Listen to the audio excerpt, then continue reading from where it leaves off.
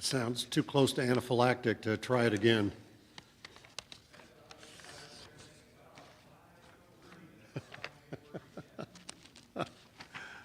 Good morning, everyone. We have Corbett, the Edgens' son that was killed this past week.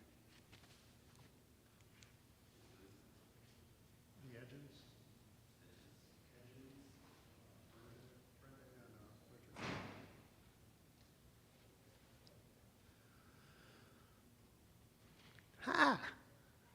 You should have been here 2 weeks ago when Bobby was making comments he shouldn't have been making.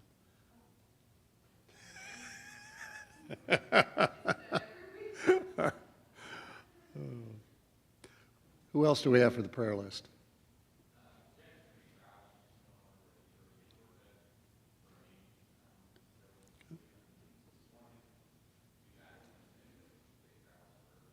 Okay.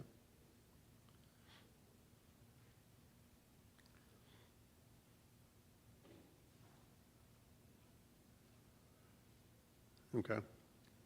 Go ahead.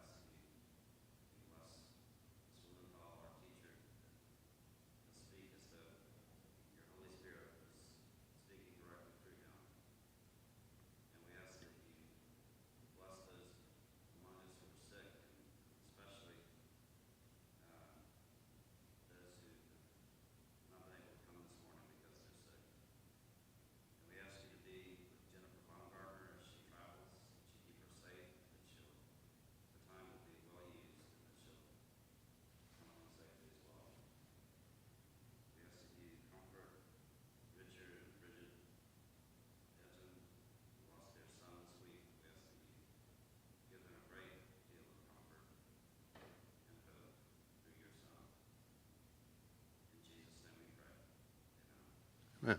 Thank you. Come on in, y'all.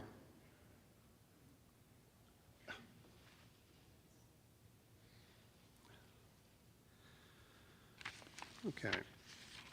Last week, we brushed on one detail that I didn't take the time to really dig into, so I spent a little bit of time this past week. And that was the question, did the rest of the Israelites know of Achan's transgression? We don't have anything that specifically says one way or the other, but we can take a look at what Achan took and draw conclusions. It's recorded that Achan took 200 shekels of silver, which translates to about 5 pounds of silver, a gold bar that weighed 50 shekels, or roughly 1¼ pounds, and one of the commentaries said that it would have been roughly 10 inches by 1 inch by 1 inch. So those are two fairly small items and probably could be concealed without too much notice. It's the third item, the mantle of Shinar, which was a robe.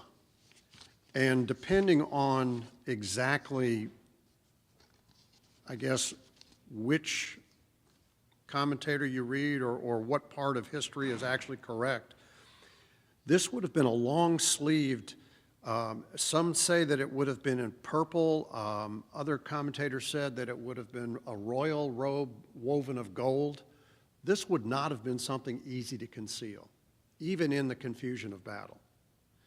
So the conclusion is that there were probably other Israelites that saw what Achan did and just didn't say anything. That's my conclusion. I could be wrong, but we don't see anything one way or the other than God does punish the entire Israel nation for Achan's transgressions and turns his back on them until Joshua cleanses the people of this transgression. And obviously that's the key part of it is that Joshua had to take action and cleanse the Israelite nation of this transgression. But I thought it was interesting that this robe, apparently very similar to the mantle referred to for Elijah, which was probably done of hair. So we're in 7 and 8. This is just kind of supplement from 7 from last week.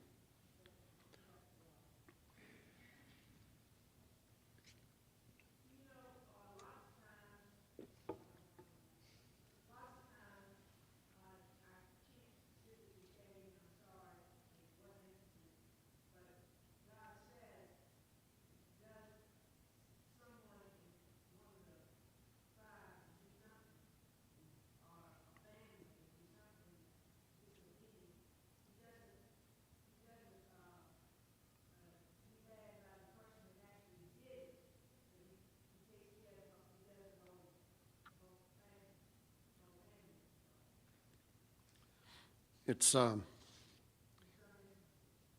yeah.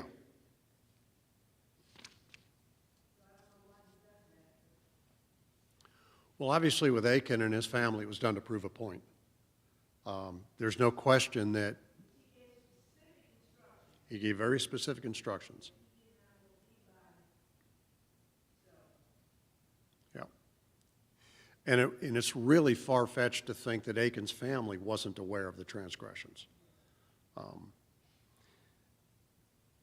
To have buried all of this. But anyway.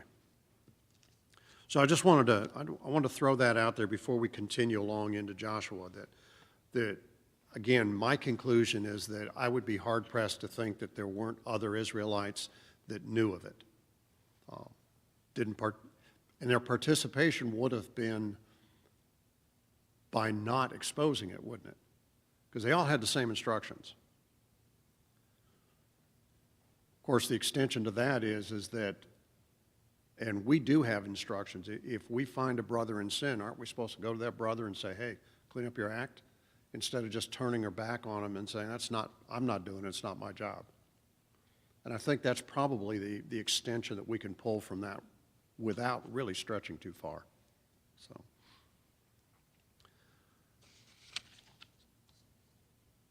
we got into the weeds, and I don't want to get back into it. I really contemplated whether I wanted to pick up right where we left off or move on. And I think at this point we're going to move on a little bit, but we'll probably end up coming back to it, into the correlation that we started talking about with that word that I love, tolerance, and then false teachers and where we can go from there. But anyway, let's pick up. Let's pick up with the beginning of chapter 8. Okay. The Lord said to Joshua, "Do not fear or be dismayed. Take all the people of war with you and arise. Go up to Ai. See, I have given into your hand the king of Ai, his people, his city, and his land. And you shall do to Ai and its king just as you did to Jericho and its king. You shall take only its spoil and its cattle as plunder for yourselves."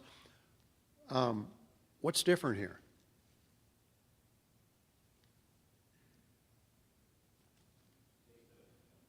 This time God says, only destroy the people. Everything else is for you. Achan probably should have been a little more patient, huh? Set an ambush for the city behind it. As I got digging into this is a classic military move. This is something Joshua would have been very familiar with in setting up and receiving these instructions. And so I want you to pay attention as we go into this, because we're going to really delve into the military structure of this attack. So Joshua rose with all of the people of war to go up to Ai, and Joshua chose 30,000 men, valiant warriors, and sent them out at night. Okay. And he commanded them, saying, "See, you are going to ambush the city from behind it. Do not go very far from the city, but all of you be ready. Then I and all of the people who are with me will approach the city, And it will come about when they come out to meet us at the first that we will flee before them, and they will come out after us until we have drawn them away from the city. For they will say, they are fleeing before us at first, so we will flee before them. And you shall rise from your ambush and take possession of the city, for the Lord your God will deliver it into your hand. Then it will be when you have seized the city that you shall set the city on fire. You shall do it according to the word of the Lord, so I have commanded you. Okay? So picture this now. Joshua has all of the men of war. Now, this is where we need to really be paying attention. It doesn't say that Israel had 30,000 men of war. Joshua chose 30,000 from all of the men of war. And he sends them out at night. He sends 5,000 to go to the west to set between Bethel and Ai. So this is, behind me is going to be Ai for the purposes of illustration. Okay, so this is going to be the north. That's going to be the west. Okay. So Joshua and the Israelites are coming from this direction, and he sends 5,000 around over here to set up on the side of the city between Bethel and Ai, and to stay hidden in the forest, I guess, rocks, whatever the wilderness would have been, whatever the topology is. The balance of them, he sets in a valley. And where did I see that? What verse is? Verse 13. Joshua spent the night in the valley with the balance of the 30,000, about 25,000. Okay? Now, I would have been, and the reason I chose this is that I would have been up on a hill. How do we know that? How do we know I would have been on a hill, the city of Ai? Well, it is, but let's look at verse 1 again. Go up to Ai. Okay? And then later on we see down in the valley. So it's not hard for us to conclude that I would have been up on a hill. It also appears that I would have been pretty much a stronghold. Why can we conclude that Ai would have been a stronghold? Now understand, Ai is only about 10 or 12 miles from Jericho.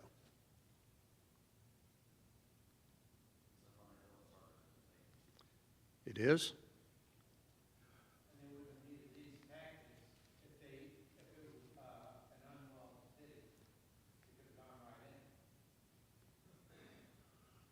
We see here in this chapter that the total number of people is around 12,000. Okay, and Joshua's got 30,000 set up between the two areas.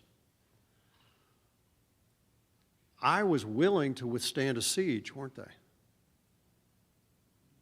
Okay, so if they're willing to sit back and withstand the siege, then we can conclude that they probably had some pretty decent fortifications. That at least they believe were decent fortifications. So I never read anything that said anything about walls, but still fortifications. So Joshua spends the night in the valley with about 25,000, and about 5,000 are sitting over here on the west. One of the things that's interesting is that archaeological evidence for so long could not find Ai. And so a lot of archaeologists believe that this battle never happened. Lo and behold, in 2017, archaeological evidence found that Ai was a fortress that other archaeologists had denied ever existed. So archaeology just supporting what the Bible has been telling us for thousands of years. Ryrie, I think I'm pronouncing his name right, suggested that 30,000 was an inordinately large number, and suggested that for an ambush, the thousands should be red chiefs, and that Joshua sent 30 chiefs in kind of a, like a commando unit to ambush. I don't see that. Clark disagrees and suggests that if we take a look at verse 1, 3, and 10, so let's read verses 1, 3, and 10. The Lord said to Joshua, do not fear or be dismayed. Take all the people of war with you and arise. Go up to Ai. See, I have given your hand to the king of Ai, his people, his city, and his land. Verse 3, so Joshua rose up with all of the people of war to go to Ai, and Joshua chose 30,000 men, valiant warriors. And then verse 10, now Joshua rose early in the morning and mustered the people, and he went up with the elders of Israel before the people of Ai. So Clark suggests that we can reconcile these three verses with the conclusion that Joshua extracted the 30,000 from the entire force that Israel had at its disposal. And I think that makes sense. Some of the conclusion is that if Israel had brought the entire force, it would have been so overwhelming that it never would have tempted the army of Ai to leave their walls. So as it is, they're looking at about 2-1, 3-1 over them, but apparently that didn't dissuade them. However, if it's now 10-1, then hey, I'm going to sit back here. I'm going to make you come to me. Okay. So there was a lot of tactics involved in all of this and in the instructions that Joshua was given. So you see Joshua sitting here with about 25,000 men. Come morning, the king of Ai is up here and he looks down and he says, ha ha, there's those Israelites again. And so he mounts his army and he goes to the Israelites thinking that, okay, they ran before, we can do it again. And so we see Joshua take his forces and turn around and run before they engage. Now, this would have emboldened Ai's forces to continue that chase. And as they continue the chase and they vacate the city, then the 5,000 that are sitting over here on the west come in through the back door. And there's nobody there except maybe women and children. And so they terrorize the city and they start fires. The suggestion is that the fires were set as signals, that this wasn't the complete plundering yet that was done. And at that signal, then you have the 5,000 back here that have blocked off escape, and you have Joshua's forces turn around and come back at them. And it was a slaughter.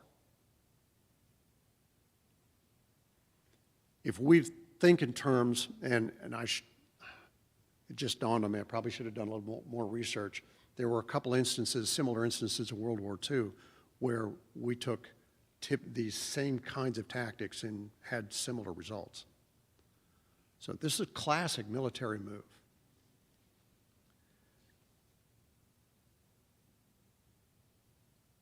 When the Israelites were done,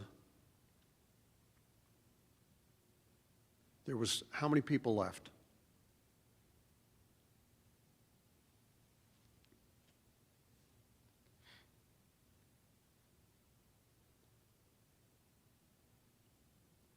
Let's pick up at 24.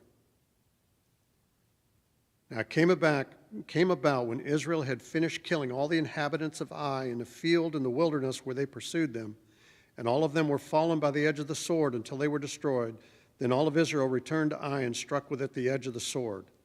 And all who fell that day, both men and women, were 12,000, all the people of Ai. For Joshua did not withdraw his hand, for which he stretched out the javelin until he utterly destroyed the inhabitants of Ai. Israel took only the cattle and spoils as plunder for themselves, according to the word of the Lord, which he had commanded Joshua. So Joshua burned Ai and made it a heap forever and a desolation until this day. Oops, I guess I picked up. I missed. Verse 23. I started one verse too late. But they took alive the king of Ai and brought him to Joshua. I have no idea why the army of Israel spared the king and took him to Joshua. Huh? Joshua does. Okay, Joshua does after he's finished plundering the city. I guess he wanted to make sure the king saw that everything that the king oversaw was gone. But it's still, you don't see that very often in battle.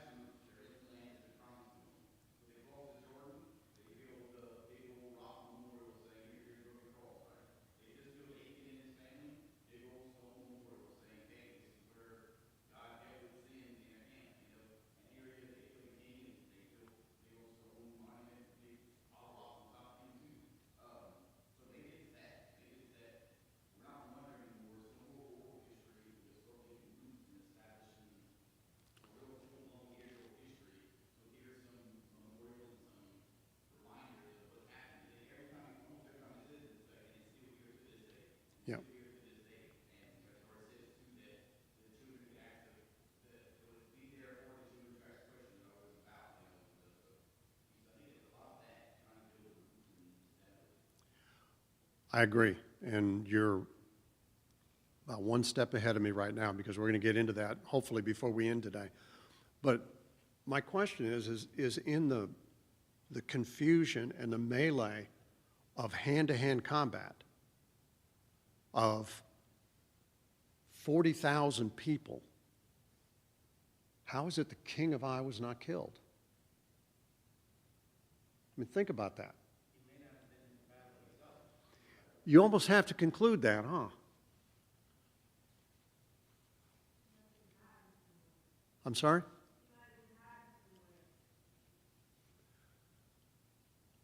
If the Israelites could hide 5,000 men in a forest within hundreds of yards from the city, then it must have been a pretty dense area, and it could very well have been.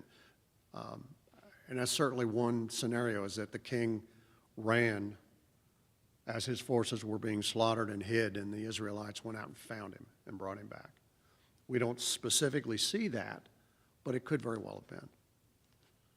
But when you think about, if you think about some of the Hollywood movies that depict the time, you can only imagine the violence that would have occurred this day. The complete and utter violence of broad swords destroying 10,000, 12,000 people. So, just unless I missed it, I don't see any evidence that any of the Israelites were killed. And it's amazing, but nevertheless, it is divine providence of God at work here. Because as God promised, they would be successful. And I think that included success to the point that none of their army, none of their fighting men perished. Whether they were wounded in any fashion or not, I don't know. But I don't see any evidence that any of them died. So it could also have been providence of God that the king of Ai was preserved for the very purpose that Joshua would do what he did to demonstrate the sovereignty of God to the Israelites themselves. Recognition that God had kept his promise. He had delivered both Jericho and Ai into your hands. yeah. I agree with you. There's nothing that identifies any casualties on the Israel side. Nothing. And from God's side, what stronger message to send to the Israelite people than to engage in this kind of conflict and have zero casualties, and know that the reason they had zero casualties is because they did what God told them to do. To me, it's a phenomenal message. Bethel sat only a couple miles further to the west, and one of the commentators mentioned that the reason that Joshua chose the west was to prevent Bethel from providing reinforcements to Ai. Makes sense from a military standpoint, too. If Bethel was close enough where they could have been called on to provide reinforcements, then Bethel certainly would have been aware of what happened that day, and would have been aware, most likely would have been aware that the king was hung all day long. Because when we read into this, Joshua hung the king and left him hang until sunset. Now, if everybody in Ai is dead, there's only two reasons that you would leave him like that. One, to show the Israelites the power of God and the power of their victory, and the other is to let anybody else in the area know that God's back on Israel's side. Those are the only two things I can think of as to why such a graphic picture would have been put in place for so many hours.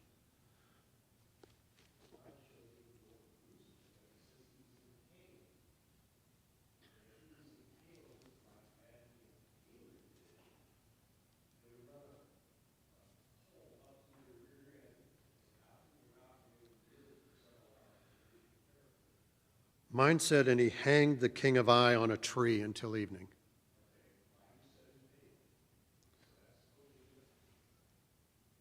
And it could be our perception of the word hanged. Because if you, yeah, he's hanging on a tree, it's just not from the neck. It doesn't say by the neck. It just says he hanged him on a tree. So yeah, it could have been an impaling, yeah. I did not see that in any of my commentaries.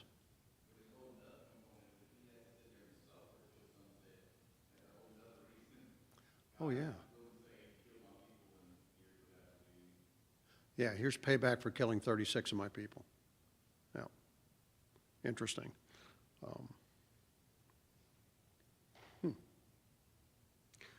When I go up online and I look at some of this stuff, there's one website that I'll go to, I think it's Bible Gateway, and it gives you the same passage with all of the different translations.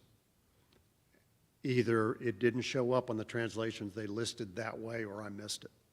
So that's an interesting interpretation. I'll have to do some more digging on that. So at sunset, Joshua takes down the king, throws him into the entrance of the city, and raised over it a great heap of stones that stands to this day, like you were talking about, Bobby.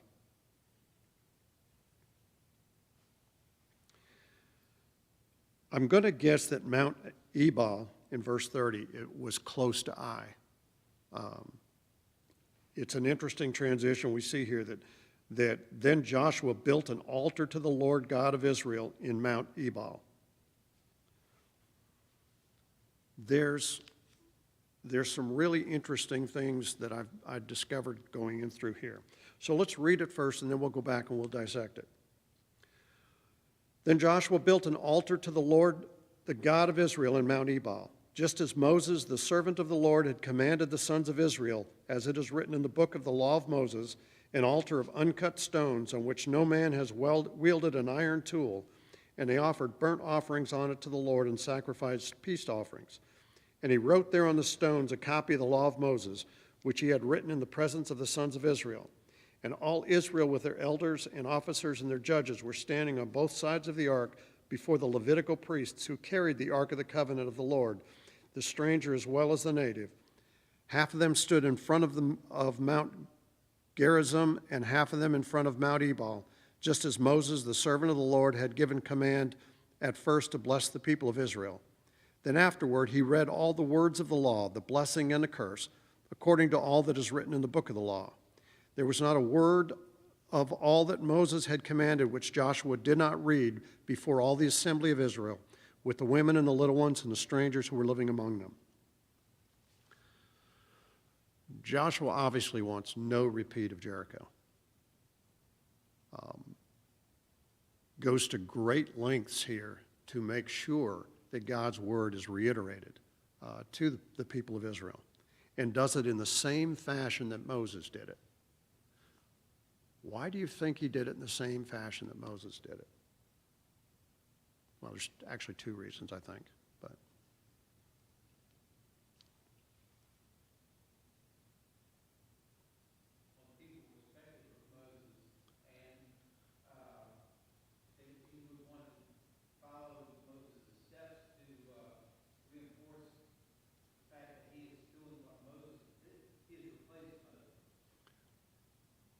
I had not thought of that, but yeah, that definitely could be part of it.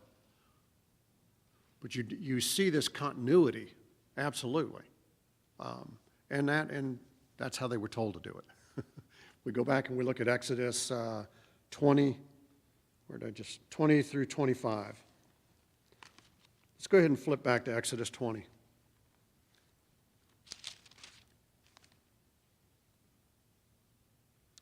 Verses 20 through 25.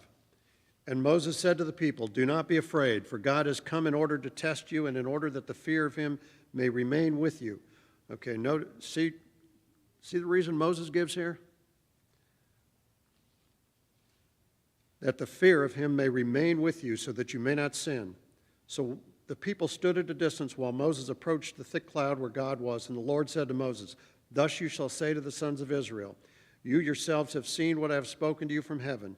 You shall not make other gods besides me. You shall make an altar of earth for me, and you shall sacrifice on it your burnt offerings and your peace offerings, your sheep and your oxen. In every place where I cause my name to be remembered, I will come to you and bless you. And if you make an altar of stone for me, you shall not build it of cut stones, for if you wield your tool on it, you will profane it. And you shall not go up by steps to my altar, that your nakedness may not be exposed on it." Okay, so we see the repetition directly from the instructions that were given to Moses when Moses built that altar to what Joshua did here following this victory.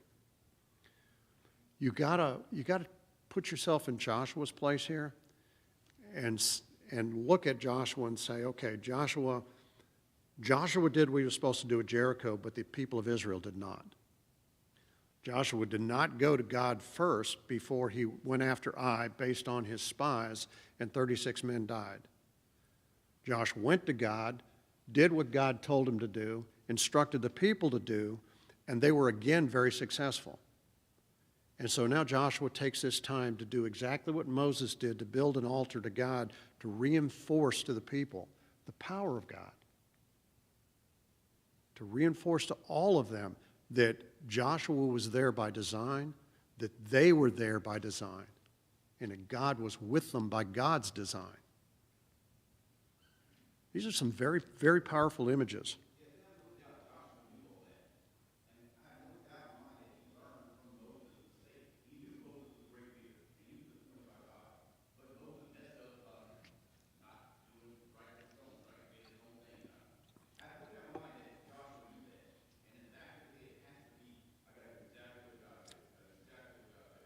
Yep.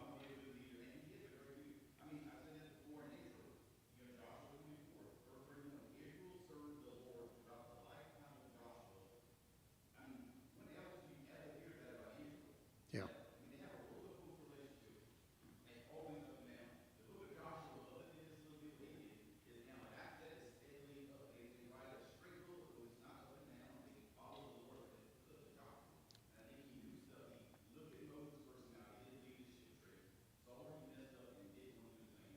I agree. Yep. Yep. And I agree. And I don't think there's any question that that's why it almost appears that Joshua is going overboard in some of these instances, is that he does not want to follow in Moses' footsteps. And he does not want the people of Israel to follow in those footsteps either. Now, I hope I'm pronouncing it right, because I always sound like I'm mumbling on a mouthful of food. Ryrie considers that Joshua wrote on a pillar, that he did not write on the uncut stones. That makes a little bit of sense in terms of they would have had to write with some kind of very hard, probably steel object, and God already told them in Exodus that if they wielded a tool on the stones, they would profane them. So it makes sense that the writings would have been on pillars that were not the uncut stones that they built this altar out of. And just one of those interesting details. Clark suggests that Joshua wrote only the part that contained the blessings and the curses and did not write the entire law of Moses. That also has some credence in terms of the amount of the law at this point. And if you look at verse 34, and this is where Clark draws this conclusion. Actually, let's back up to 33. And all Israel with their elders and their officers and their judges were standing on both sides of the ark before the Levitical priests who carried the ark. Verse 32. And he wrote there on the stones a copy of the law of Moses, which he had written in the presence of the sons of Israel. And then if we go to then second half of 33. Just as Moses, the servant of the Lord, had given command at first to bless the people of Israel. Verse 34, then afterward he read all the words of the law, the blessings and the curse, according to all that is written in the book of the law. Blessing and the curse in there is a subordinate clause, referring, at least grammatically, one can conclude that it refers to all the words of the law. Then afterward he read all the words of the law. That's where Clark concludes that what Joshua actually wrote was all of the blessings and the curses, and then turned around and read them to make sure that all of Israel knew their blessings and their curses. Makes sense. Is that too much to read into it? That's for you to draw.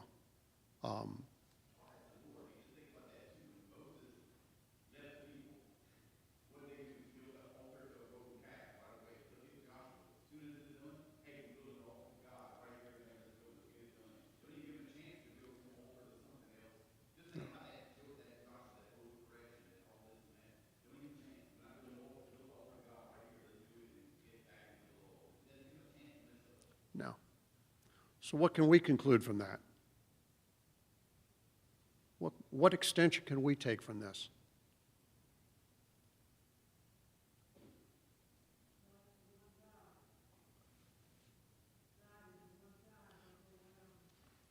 Absolutely. Absolutely. What else can we conclude from this?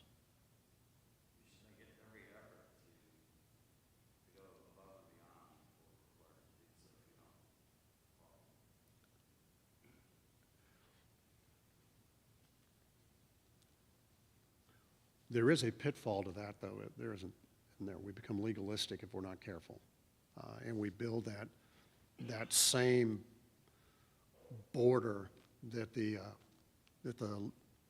Pharisees and the Sadducees built. So we do have to be careful with that. But yes, you're right. What else?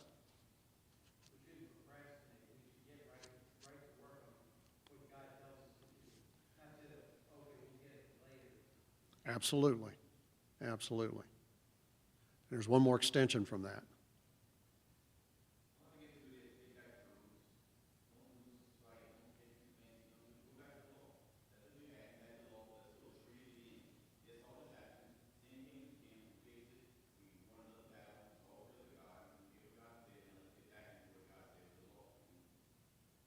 Yep.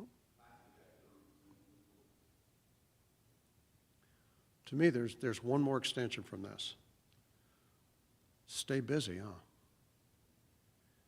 That's what Joshua did. Joshua kept the people busy, kept them focused on what God wanted them to do. And for us, that's a natural extension from that, isn't that? For us to stay busy. Don't procrastinate. Take that extra step whenever possible. But stay focused and stay busy doing the work that we're supposed to be doing. What is it, the Idle Minds or the Devil's Workshop?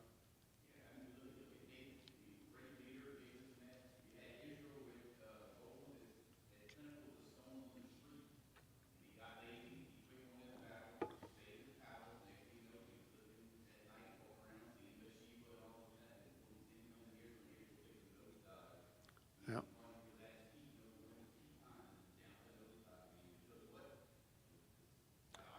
Yeah. He wasn't where he was supposed to be. At a time when he should have been out with the army, he wasn't. Doing what he wasn't supposed to be doing, wandering around at night, peering into other bedroom windows, so to speak. Yeah.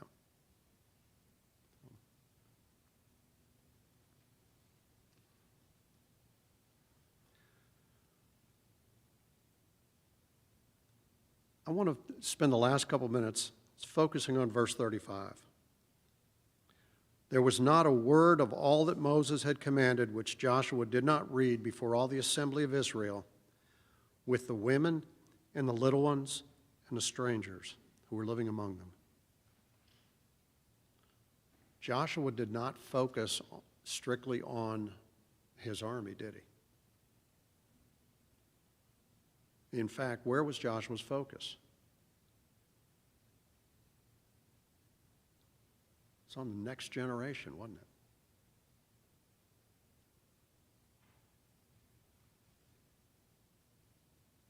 What can we conclude from that?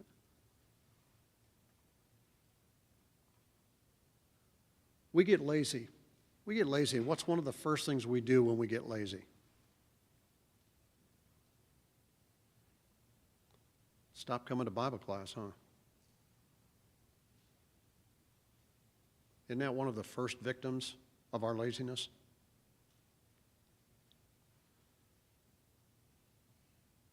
So what can we conclude from this?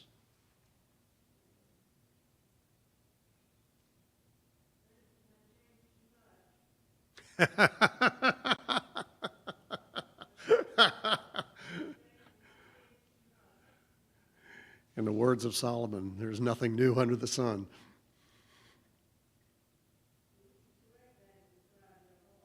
Yeah. But there's a lesson for us there, isn't it?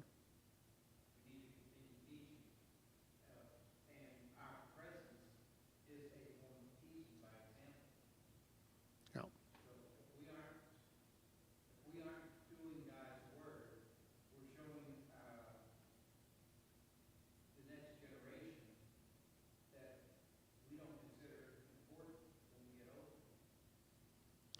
Paul kind of reiterated that too when he said, hold fast to the traditions that I have taught you. Now, I don't think that the traditions he meant had anything to do with our normal interpretation of tradition. I think he meant what we do, gathering together, celebrating the Lord's Supper. How many times does he say to finish the race? Yeah. Make sure we finish the race. Because he knows good and well that it's going to come a point at which we think we've done enough. And it's not up to us to determine, to decide that we've done enough for God. Yeah. We keep doing it until God calls us. Yep. Any last comments?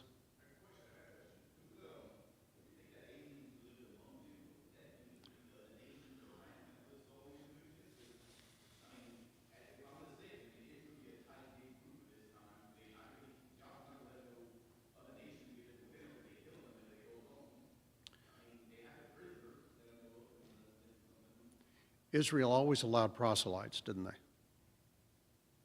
The law was written to allow for proselytes. So whether that's proselytes or slaves or tag-alongers, based on what I saw in my reading from Jericho and I, there couldn't have been a whole lot of tag-alongers. So, yeah, so you almost have to conclude that it was probably proselytes.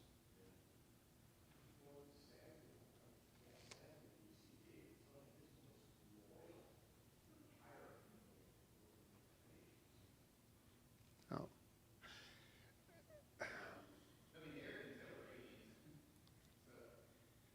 You, I mean, that's an interesting patch of weeds. When we know that we know that the nation of Israel wandered in the wilderness, and we know that every person that started in the wilderness, with the exception of Joshua and Caleb, did not see the promised land. But there could have been.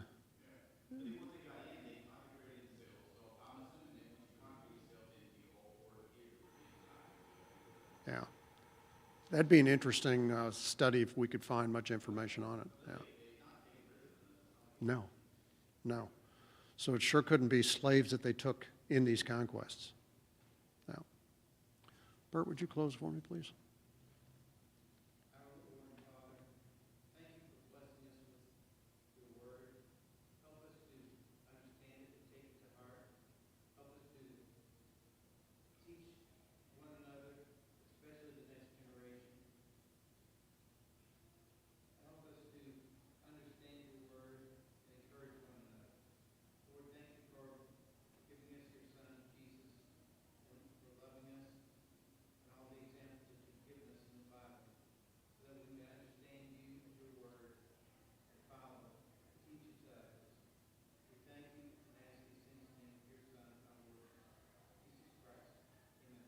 Amen.